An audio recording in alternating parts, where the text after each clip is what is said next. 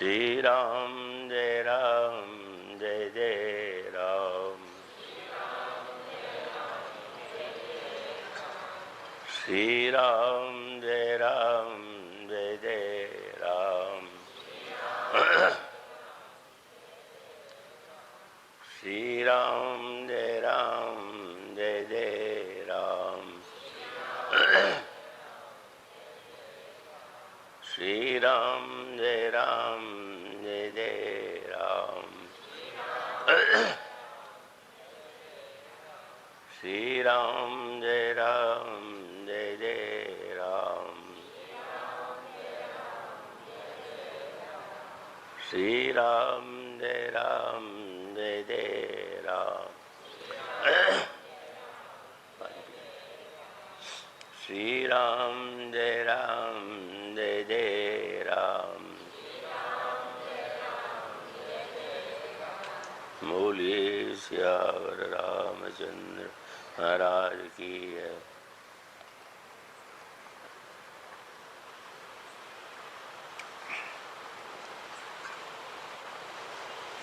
ओम मंगलमूर्तये नमः। गणाधिपतये नमः। वर्णानामर्थसंज्ञानां रसानां छन्दसामपि मंगलानां च कर्तारौ वन्दे वाणी विनायकौ। शान्तं शाश्वतमप्रमेयमनघं निर्वाणशान्तिप्रदं ब्रह्माशं फणीन्द्रसेव्यमनिशं वेदान्तवेद्यं विभुं रामाख्यं जगदीश्वरं सुरगुरुं मायामनुष्यं हरिं वन्देऽहं करुणाकरं रघुवरं भूपालचूडामणिम्। कौशलेन्द्रपदकञ्जमञ्जुलौ कोमलावजमहेशवन्दितौ जानकीकरसरोजलालितौ चिन्तकस्य मनोरङ्गसंगिनौ वन्दे विधेयतनया पदपुण्डरीकं कैशोरसौरभसमाहितयोगिचित्तं हन्तं त्रितापमनिशं मुनिहंससिद्ध्यं सन्मानसालिपरिपीतपरागपुञ्जम् अतुलितबलधामं हेमशैलावदेहं धनुजवनकृशानं ज्ञानिनामग्रगण्यं सकलगुणनिधानं वानराणामधीशं रघुपतिप्रियभक्तं वातजातं नमामि। यत्र यत्र रघुनाथकीर्तनं तत्र तत्र कृतमस्तकाञ्जलिं बाष्पवारि परिपूर्णलोचनं मारुतिं नमत राक्षसान्तकं। गरुडमहाज्ञानी गुणराशि हरिसेवकयति निकटनिवासी कुन्द इंदुधर गौरसुन्दरं अम्बिकापतिमभीष्टसिद्धिदं कारुणीककलकञ्जलोचनं नौमि शङ्करमनङ्गमोचनम्। प्रभु समरथ सर्वज्ञ शिव सकलकलागुणधाम योग ज्ञान वैराग्य निधि प्रणतकल्पतरुणाम। वंशी विभूषित करान्नवनीर नाभात् पीताम्बरादरुणबिम्बफलादरुष्टात् पूर्णेन्दु सुंदर मुखादरविन्दनेत्रात् कृष्णात् परं किमपि तत्त्वमहं न जाने। वंशी विभूषित कृष्णात् श्री गुरुचरण सरोज रज निज मन मुकुर सुधारि वर्णौ रघुवर विमल यशो जोदायक फलचारि।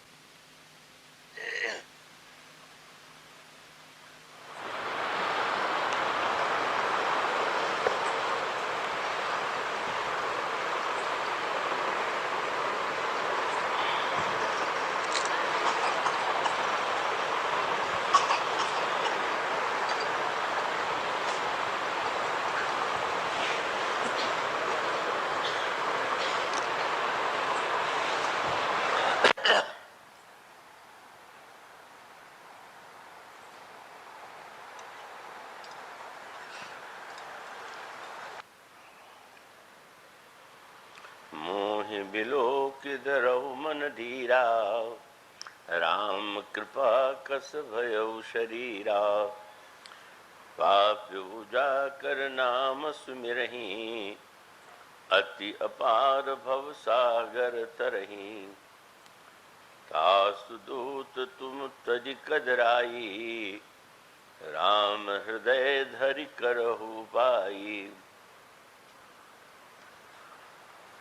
भगवत कथा रसिक महानुभावों, भक्तिमती देवियों, अभी जो पंक्तियां जो चौपाइयां आपके सामने पढ़ी गई, वे उस अवसर की हैं जब बंदर जनक नंदिनी की खोज में, उनके अन्वेषण में लगे हुए, और जब वे समुद्र के किनारे पहुंचे और सामने अथाह जलराशि लहराते हुए उन्होंने देखा,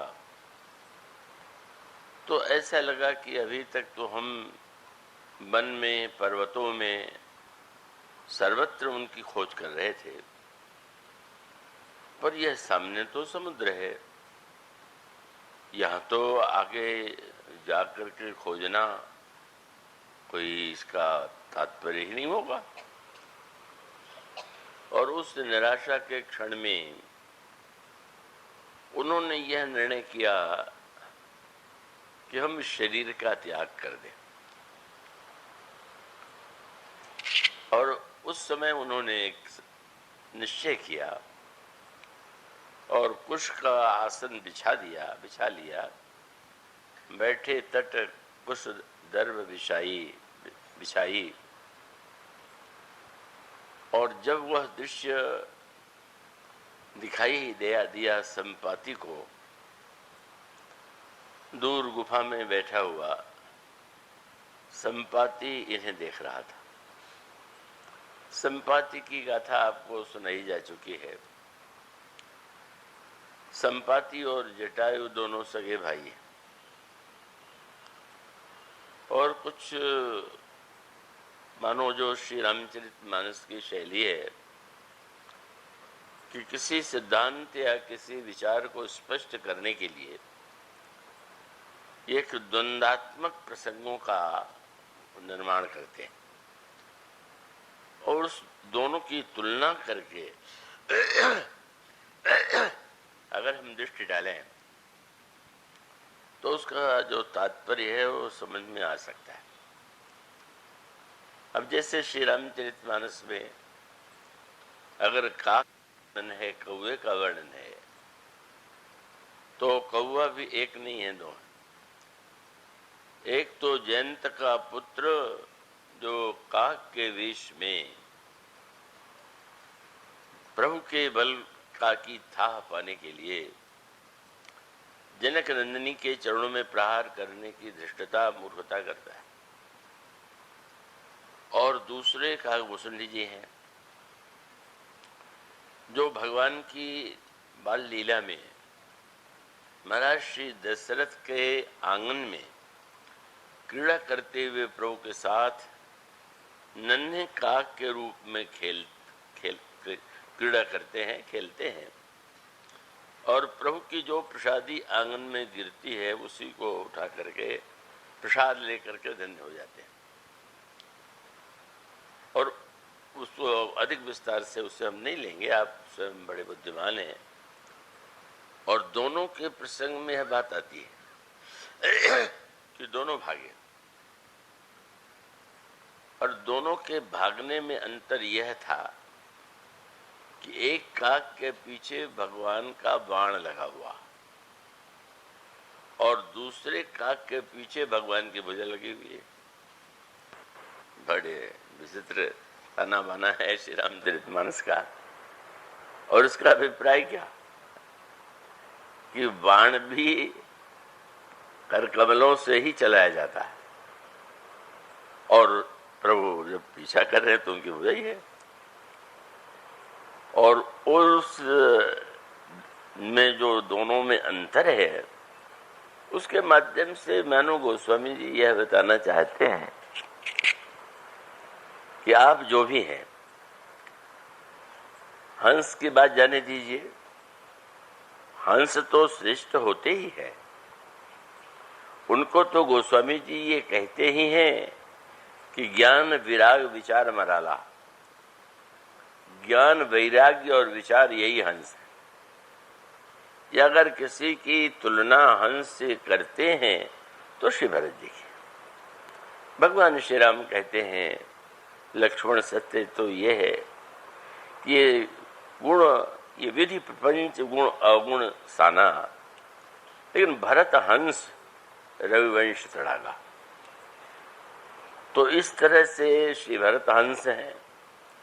हंस विवेक वैराग्य और विचार है, पर कितना संकेत बहुत बड़ा है कि हंस सो तो पक्षियों में सर्वश्रेष्ठ पक्षी है। पर ये जो प्रसंग आपके सामने चल रहा है वो गीध का चल रहा है। यूँ कह सकते हैं कि पक्षियों में जो सर्वश्रेष्ठ है वो हंस है, और सबसे अधिक जो निंदनीय है और मांस भोजी है, और मांस भोजी ही नहीं है, उसी की खोज में ही अपनी शक्ति अपनी क्षमता का उपयोग करता है, और वह गीध धन्य हो जाता है। मैंने अगर आप हंस हैं तो बहुत अच्छा है, हंस न हो तो चिंता मत कीजिए, कौवे बन जाइए। मैं ये नहीं कहूँगी कौन बन जाए, ये तो चुनाव आपको करना है। और अगर कौवा बनने में समस्या हो तो गीध बन जाइए। तो अधिकांश बुद्धिमान लोग तो गीध बने बनाए होते, उसको बुरा अर्थ कृपा करके न ले लीजिएगा। इसका अभिप्राय बुद्धिमान उड़ान होती उसमें, और दृष्टि बड़ी पैनी होती। तो बुद्धिमान व्यक्ति की विशेषता है कि वो उड़ सकता है और उसकी दृष्टि बड़ी पैनी होती है। पर श्री रामचरितमानस का संदेश यह है कि हंस की बात तो जाने ही दीजिए। चकोर, भगवान राम जब वाटिका में आए तो चातक कोकिल कीर चकोरा, पूजत विहंग नटत कल मोरा, इन पक्षियों की बात जाने दीजिए। पर धन्य हो गए काक और धन्य हो गए गीध। और इसका अभिप्राय है कि जिसके पास जो वृत्ति है, जो क्षमता है, उसका जो सदुपयोग कर रहा है वो भगवान को प्रिय है। भगवान को पाने में वो सक्षम है। तो मानो गीध यहाँ पर भी यही आया कि अब बंदर अनशन करके प्राण छोड़ने के प्रस्तुत हैं, तो कोई अनशन करने बैठता है तो लोग भीड़ लग जाती है प्रणाम करने के लिए, आग्रह करने के लिए कि नहीं नहीं, या तो कहेंगे नहीं आप छोड़ दीजिए अनशन, और या तो ये कहेंगे कि भाई बहुत बड़े त्यागी, बिना भोजन और जल के रह रहे। लेकिन यहाँ तो जो स्वर सुनाई पड़ा वो बड़ा विचित्र सुनाई पड़ा कि बंदर शरीर त्याग करने के लिए प्रस्तुत है और गीध वहां से बोल पड़ता है। ये तो बहुत अच्छा हुआ। बहुत दिन से मैं भूखा हूं और बिना भोजन के ही मर रहा हूं, लेकिन ब्रह्मा ने आज बड़ी अनुकंपा किया कि एक ही दिन में इतना भोजन दे दिया कि बहुत दिन के लिए मैं निश्चिंत हो गया। बस जो संपाति के मुंह से वाक्य निकला और स्पष्ट स्वर में उसने कहा, आज सबनिकर भक्षण करऊं, दिन बहु चले आहार बिनु मरऊं, और कबहू न मल, मैं कबहू न मिल भर उदर आहारा। इतने दिनों में कभी पूरा भोजन नहीं मिला, और आज दीन विधि एक ही बारा। व्यंग कितना बड़ा है। बोले मैं तो नित्य आधे पेट से अपने को संतुष्ट करता था, पर ब्रह्मा ने तो आज एक साथ इतना भोजन दे दिया। तो गीध एक तो स्वभाव से ही निंदनीय अशुभ पक्षी माना जाता है। बैठे हैं गीध उड़ा ही सिरन पर, कौवे को अशुभ नहीं मानते। कौवे को घर में आते देख करके किसी के मन में नहीं होता कि कोई अशुभ है। पर गीत अगर पढ़ जाए तो लोगों के मन में आशंका हो जाती है, हो चाहे नहीं हो, लेकिन लोग तो आशंका से भयभीत हो जाते हैं। रावण युद्ध करने के लिए जा रहा है तो उसके सिर के रथ पर, उसके रथ पर गिर बैठ जाता है। और इसका अर्थ क्या हुआ कि अनुकूलता में अनुकूलता तो सबको दिखाई देती है, पर प्रतिकूलता जहां आपको दिखाई दे वहां भी आप अगर ठीक ठीक उस प्रतिकूलता के अर्थ को ग्रहण कर सकें और उस प्रतिकूलता की आप व्याख्या कर सकें, तो आपको यह लगेगा कि जीवन के स्वर में तो जीवन है ही, लेकिन मृत्यु के स्वर में भी जीवन। अब व्यक्ति का तो स्वभाव है का वो जीवन, जन्म उसको बड़ा प्रिय है। बालक का जन्म होता है तो कितनी खुशियां मनाई जाती है, और मृत्यु की बात व्यक्ति सोचना नहीं चाहता, पर वो अनिवार्य है। तो यूं कह सकते हैं कि मृत्यु और जन्म ये जीवन नदी के दो किनारे हैं, और उन दोनों नदियों के किनारे पर आप उन दोनों का सदुपयोग चाहें तो कर सकते हैं, और वह सदुपयोग यहां पर दिखाई देता है, जिसका संकेत आपके सामने कल या परसों किया गया था कि इस समय जब गीत की वाणी सुनकर के सारे बंदर आतंकित हो गए, मृत्यु के नाम से ही व्यक्ति डर जाता है, सुनना भी नहीं चाहता, बोलना भी नहीं चाहता, तो बंदरों का डरना बड़ा स्वाभाविक है। पर अंगद की विशेषता क्या है? अंगद जो है उनमें पुरुषार्थ की प्रधानता है, और पुरुषार्थ के साथ साथ बड़े विचार से भी चलने वाले व्यक्ति हैं, और इसलिए भगवान राम के जो प्रिय सेवक हैं उनमें हनुमान जी के ये समान ही अंगद को भी महत्व प्राप्त है। बड़ भागी अंगद हनुमाना, चरण कमल चापत विधि नाना। एक चरण अंगद और दूसरा चरण जो है वो हनुमान जी का, उनका जो दाहिना चरण है उसे अंगद दबा रहे हैं, और जो बायां चरण है का उसको हनुमान जी दबा रहे हैं। ये रामायण में सारे जो वर्णन है उनमें कुछ अर्थ और संकेत है। अंगद यूं कहें तो हनुमान जी के समान भक्त कोई नहीं, पर अंगद दाहिने चरण में बैठे हुए हैं और हनुमान जी बाएं चरण में बैठे हुए हैं, क्योंकि परंपरा दाहिने बाएं में भी एक अंतर माना जाता है। जो अपनी अपेक्षा श्रेष्ठ होता है लोग उसको दाहिने बैठाते हैं, जिसे उससे न्यून मानते हैं उससे बाएं बैठाते हैं। तो इस अर्थ में तो हनुमान जी को ही दाहिने चरण में होना चाहिए था, और श्री अंगद को बाएं चरण में। पर एक सूत्र है, ये अंगद जो है वो लक्ष्मण जी के शिष्य है या शरणागत। आप उस सूत्र को देखिए, वे उस माध्यम से जब लक्ष्मण जी क्रुद्ध हैं प्रभु की आज्ञा से और सुग्रीव को मृत्यु का भय दिखाने के लिए आए हुए हैं, उस समय गोस्वामी जी यही कहते हैं कि अंगद ने जो ही ये सुना तो ही आकर के का लक्ष्मण जी के चरणों को पकड़ लिया और कह दिया कि नाथ नाथ मोहिन नाथ कछु खोरी, मुझे कोई दोष नहीं। और लक्ष्मण जी ने क्या किया? लक्ष्मण अभय बात ही दीनी, प्रसन्न हो गए और अंगद के सिर पर और अंगद के बाह को पकड़ लिया और निश्चिंत हो जाओ। तो मानो अंगद लक्ष्मण जी के द्वारा स्वीकृत हैं और उनका करकमल जो है उन्हें प्राप्त है। और हनुमान जी वो जगत जननी सीता की कृपा पात्र है। और दोनों का स्थान कहाँ है?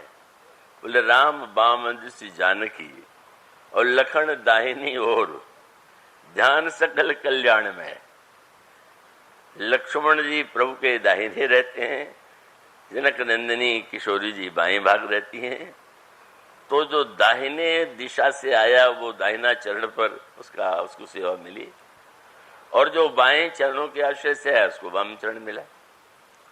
पर उसके साथ साथ और भी तात्पर्य। श्री लक्ष्मण का वर्णन जो किया गया वो अनेक रूपों में उनकी सेवा है, लेकिन गोस्वामी जी मुख्यतः उनको वैराग्य के रूप में प्रस्तुत करते हैं। लखन राम सीता सहित राजत पर्ण कुटीर, भगत ज्ञान वैराग्य जनु सोहत धरि शरीर। तो ये जो वैराग्यवान श्री लक्ष्मण है का वैराग्य के लिए, वैराग्य के पीछे जब तक विचार न हो तब तक वैराग्य का न उदय हो सकता है और न वैराग्य सुस्थिर रह सकता है। तो वैराग्य में विचार की प्रधानता है और वो स्पष्ट दिखाई पड़ा। और वो आगे पिछले प्रसंगों में आप देखेंगे, अगर निषाद राज प्रभु को पृथ्वी पर सोया हुआ देख करके व्याकुल हो जाते हैं और कैकेयी की घोर निंदा करने लगते हैं, कैकेयी नंदिनी मंदमती कठिन कुटिलपन कीन, जही रघुनंदन जानकी सुख अवसर दुख दीन। तो वो लक्ष्मण जी कल्पना निषाद राज को यह थी कि मेरी बात का समर्थन लक्ष्मण जी अवश्य करेंगे। क्यों? उनके विषय में प्रसिद्ध था कि बहुत ही क्रोधी है और बहुत ही आवेश में रहने वाले व्यक्ति हैं। तो निषाद को कल्पना थी कि मैं कैकेयी की निंदा कर रहा हूं तो लक्ष्मण जी कितनी निंदा करेंगे। वो कहेंगे नहीं तुम बिल्कुल ठीक कहते हो, वो बिल्कुल कैकेयी ऐसी।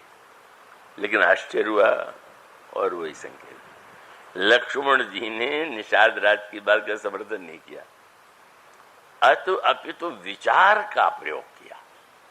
लक्ष्मण जी के द्वारा जो शब्दावली हुई, लक्ष्मण जी ने कहा, को न काहू दुख सुख कर दाता, निज कृत कर्म भोग से भ्राता। जोग वियोग भोग भल मंदा, हित अनहित मध्यम वर्म फंदा। और इसलिए देखिए सुनिए, गुनिय मन माही, मोह मूल परमार्थ नहीं। और सपने होई भिखारी नृप, रंक नाक पति होई, जागे हानि न लाभ कछु, तिमि प्रपंच जे जोई। और फिर समर्थन वैराग्य ने वैराग्य का किया। कब प्रभु तो सो रहे हैं, जनक नंदिनी भी सो रही हैं, लक्ष्मण जी जग रहे हैं। तब उन्होंने कहा कि वस्तुतः आप जगते हुए मेरे पास बैठे हुए भी सोई है व्यक्ति की वाणी, वो तो ज्ञान में निद्रा है, और आप जो भाषा कर रहे हैं वो तो कुछ ज्ञान युक्त नहीं है। क्यों? वहां व्याख्या उन्होंने निद्रा और जागरण की किया। पर सत्य तो ये है निषाद राज जी कि मोह निशा सब सोवनी हारा, देखिए देखहि सपन अनेक प्रकारा। और जगता कौन है? बोले यही जग, जामिनी जागई जोगी, परमारथी प्रपंच वियोगी। और जानिए तब ही जीव जब जग जागा, जब सब विषय विलास विरागा। जब व्यक्ति के जीवन में सच्चा व्यक्ति वह है कि जो मोह की रात्रि में सभी सो रहे हैं और उसमें भी जो जागृत है वही सच्चा योगी है। और जस्तु तक कोई व्यक्ति जग गया है, इसका लक्षण यह है कि उसको विषयों से वैराग्य हो गया कि नहीं। तो पूरा प्रसंग ही विचार का, उसमें इतना महत्व है। और लक्ष्मण जी के चरित्र में वो विचार तत्व जो है वो बहुत तीक्ष्ण है, प्रत्यक्ष है। और वो जब कोई वाणी बोलते हैं तो उसमें विचार की विशेषता आपको दृष्टिगोचर होगी। तो इसलिए अंगद और हनुमान जी का जो अंतर है, हनुमान जी में तो सभी गुण हैं। यो तो अतुलित बलधाम में शैलावदेहम, दनुजवन कृशानुम ज्ञानी नाम अग्रगण्यम, सब कुछ है। पर मुख्यतः उनका जो आश्रय है भक्ति देवी का चरण है। और भक्ति देवी को जो प्रिय है और जिन्होंने सबसे पहले भक्ति देवी को पाया,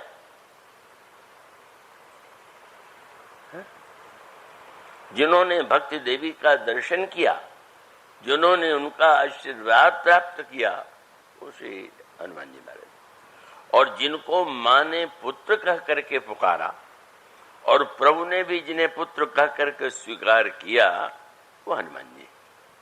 तो मानो ये दोनों चरणों के माध्यम से जो दोनों पात्रों की भूमिका है, यहाँ समुद्र के किनारे हनुमान जी की भूमिका नहीं दिखाई दे रही, अंगद की भूमिका सामने आती। कहा अंगद विचार मन माही, कितनी सुंदर बात की। डरो मत, क्यों? धन्य जटायु सम को नहीं। क्या आज तक जटायु के समान कोई धन्य हो गया? धन्य होगा। धन्य जटायु सम को नहीं, क्यों? बोले राम काज कारण तनु त्यागी, हरिपुर गए परम बड़भागी। श्री राम भगवान राम के कार्य के करने की सेवा में उसने शरीर का त्याग कर दिया और अंत भगवान के धाम में गया। तो हम लोग भी तो श्री राम काज के लिए ही निकले हुए हैं, और राम काज के लिए ही हम अगर आज शरीर का त्याग कर रहे हैं, तो क्या हम लोग गीध से भी गए बीते हैं क्या? बंदर दोष युक्त है, पर गीध तो नहीं माना जाता गीध की तरह। यह शब्द विचार का कितना।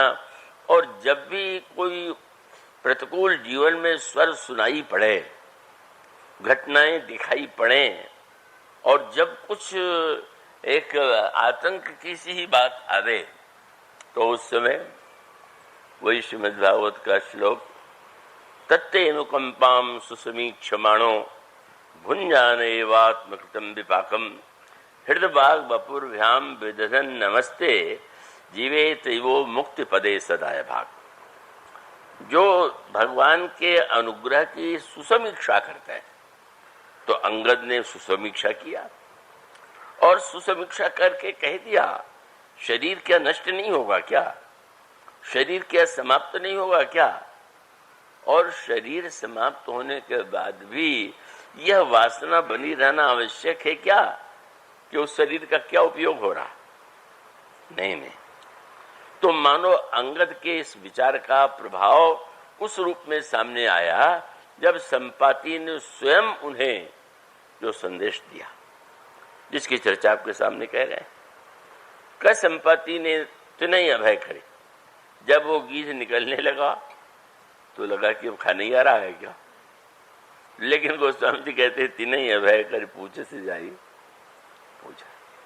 और जटायु का जब पूछा कि आपने जटायु का नाम लिया, तो उन्होंने कहा कि जब सब बाती ने बताया वो मेरे छोटे भाई थे।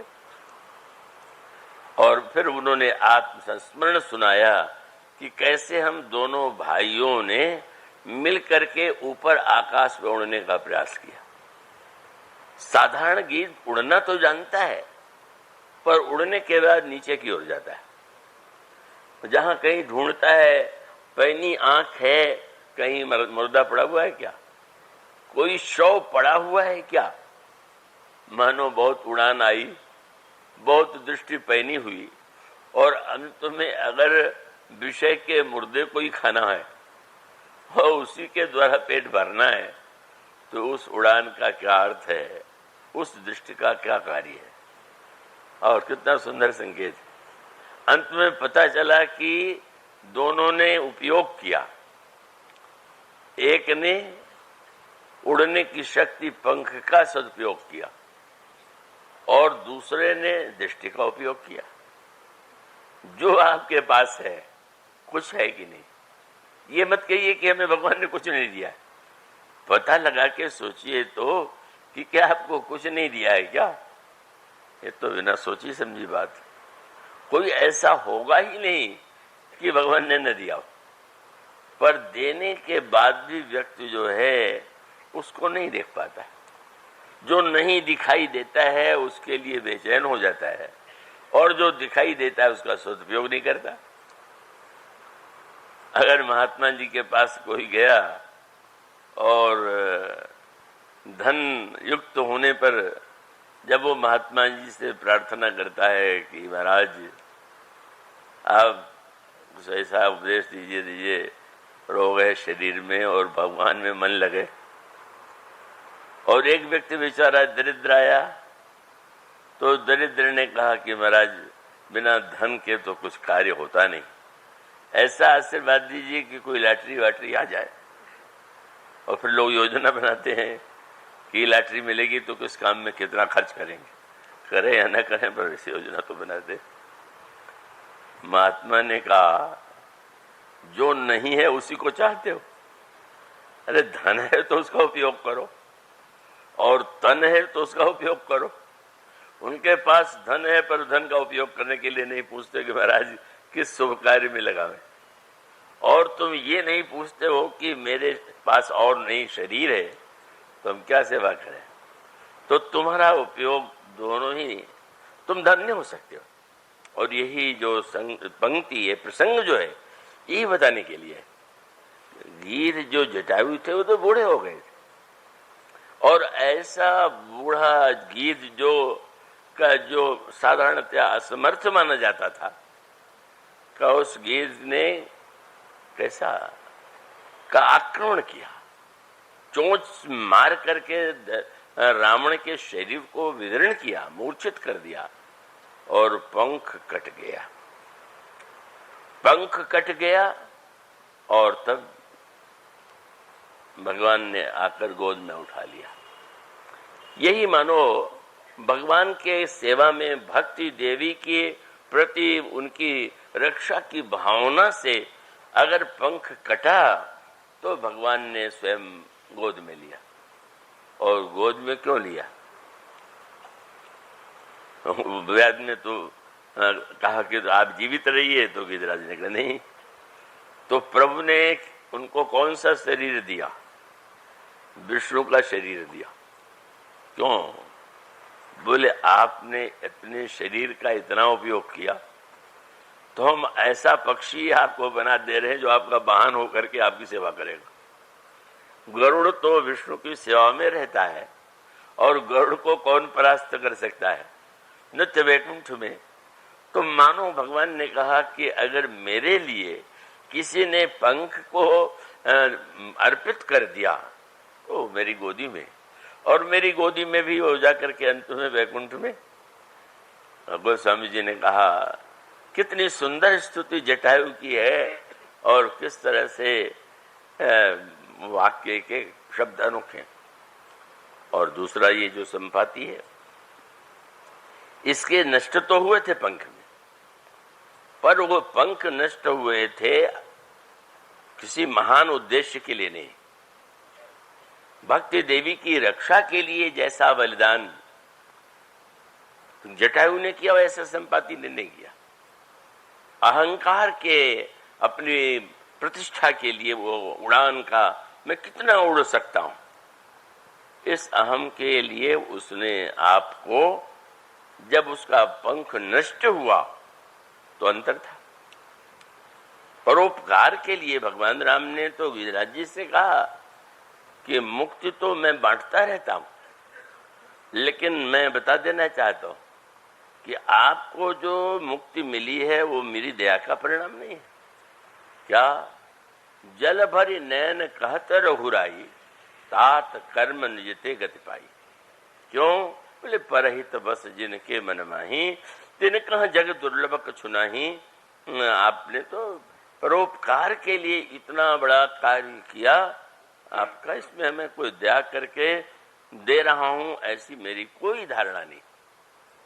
तो मानो जटायु ने भक्ति पक्ष को, उनके जीवन में भक्ति की विशेषता है और भक्ति की रक्षा है, और उसी के लिए अपने पंख का, उनके नए पंख नहीं निकले, पर जब शरीर छोड़ा तो ऐसे पंख वाला गरुड़ मिला कि जिसका पंख कभी कटता ही नहीं। और यह जो संपाति है अभिमानित, ये स्पष्ट बता दिया कि जटायु के लौटने पर बहुतों को लगा होगा कि जटायु बड़ा कायर है, लेकिन बिल्कुल नहीं। जटायु में विशेषता ये थी कि वो ये नहीं चिंता करता था कि लोग क्या कहेंगे। अभिमानी जो कुछ कहता करता है उसमें दूसरों का बड़ा ध्यान रखता है। उसने स्पष्ट कह दिया, तेज ने सही सक सो फिर आवा, और मैं अभिमानी रवि नहीं हरावा। और फिर पंख जल के यहां पर वहां कटा, यहां जला। लेकिन अब ये अंतर है कि वहां पर स्वयं भगवान आए और जी उठा लिया, और यहां पर भगवान तो नहीं पधारे, पर चंद्रमा नाम के मुनि ने बस यही सूत्र है का, या तो भगवान किसी को स्वीकार करें या संत किसी को स्वीकार करें। तो चंद्रमा मुनि का नाम चंद्रमा ओही, लागी दया देख कर मोही तेहि मोही। क्या किया, बस बड़ा सुंदर सूत्र है। ऐसा नहीं कि चमत्कार से उन्होंने संपाति के पंख फिर से पैदा कर दिए,